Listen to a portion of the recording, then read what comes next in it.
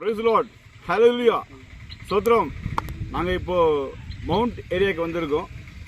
பார்த்தீங்கன்னா நல்ல ஒரு அருமையான ஏரியா, பார்க்கறதுக்கு கண்ணுக்கு குளிர்ச்சியாக இருக்குது. இந்த இந்த இந்த இந்த அழகான இயற்கையை உண்டாக்குனது தேவன். அப்போ தேவனுடைய வசனத்தை சொல்லணும்னு ஆண்டவர் ஏவப்பட்டிருக்கார். ஸ்தோத்திரம். அதாவது யோவான் 3:16 பார்த்தீங்கன்னா தன் ஒரே பேரான குமாரனை நமக்காக ஒப்பு கொடுத்துருக்காரு. அதில் என்ன வெளிப்படுதுன்னு பார்த்தீங்கன்னா, நம்ம இந்த இயற்கையை உண்டாக்குனது ஆண்டவர் நமக்காக உண்டாக்குனாரு. நம்ம மேல் வச்சு உள்ள ஒரு அன்பு. அப்போ நம்மளை உலகத்தில் அவரை மாதிரி நேசிக்கிற ஆள் ஒருவரும் கிடையாது. நமக்காக தன் ஜீவனையே இயேசு கிறிஸ்து கொடுத்துருக்காரு. அந்த ஜீவனை கொடுத்துள்ள அவரோட ஆழமான அன்பு நமக்கு தெரியப்படுது. ஆழமான அன்புங்கிறது ஒரு லிமிட் இருக்கா? இல்லை. ஆழங்கிறது ஆழம் பெருசு.